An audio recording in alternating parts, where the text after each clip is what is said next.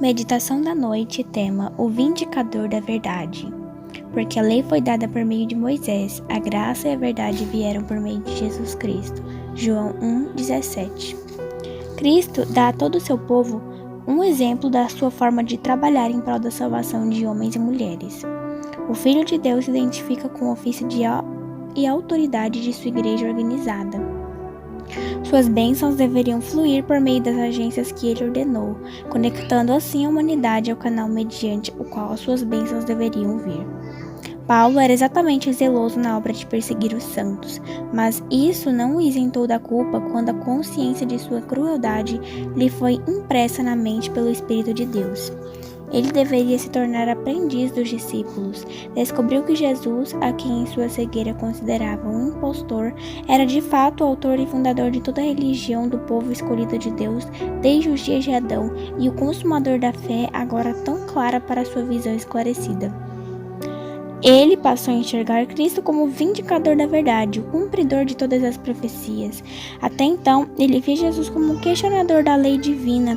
Quando, porém, sua visão espiritual foi tocada pelo dedo do Senhor, aprendeu com os discípulos que Cristo era o originador e fundador de todo o sistema judaico de sacrifícios.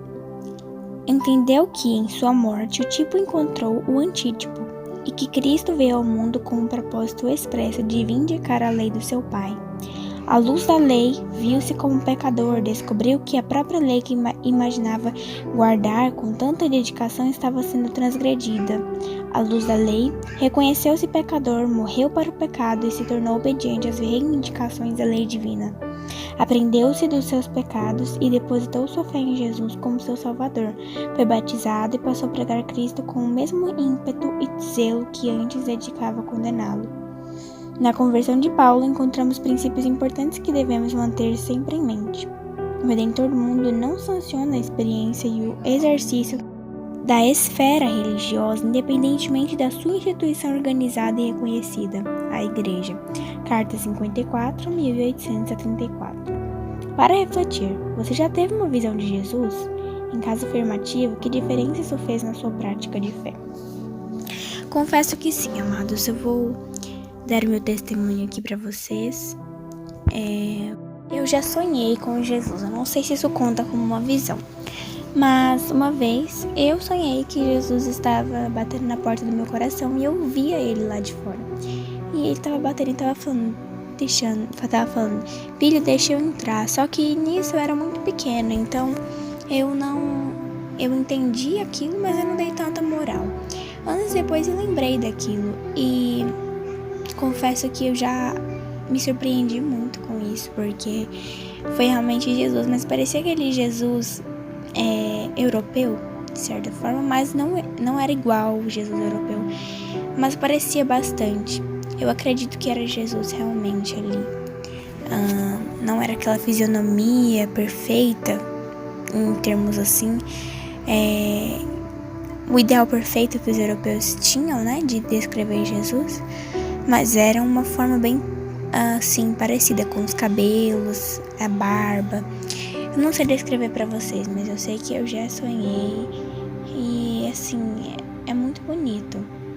Eu já tive muitas experiências com Deus, mas procuro ter mais. E essa meditação, meus amados, voltando para o conteúdo dela, ela é muito importante. Por quê? Paulo, ele foi um grande testemunho de que Deus pode converter pessoas que nós nunca pensaríamos que ele converteria. Paulo é um exemplo, porque Paulo era um dos maiores perseguidores dos cristãos da época. Ele não aceitava, ele era cumpridor da lei, ele não era salvo em Jesus Cristo. E no nosso verso de hoje, que é João 1,17, diz que Moisés nos guiou através das leis, né? As leis para que nós prosseguíssemos com a vida, porque as leis são a vida. É ali que está a vida, é ali que é a regra de vida, porque é por isso que quando nós pecamos, diz que o resultado o salário do pecado é a morte. E aí, a verdade e a graça veio por Jesus Cristo. É muito interessante, nós podemos entender várias coisas quando lemos esses versos. Mas nós precisamos ter em mente uma coisa: não podemos deixar a graça pela lei, não podemos deixar a lei pela excessiva graça, que na verdade nem é graça mesmo. Mas a graça, amados, ela vem acompanhada da lei. A lei vem acompanhada da graça.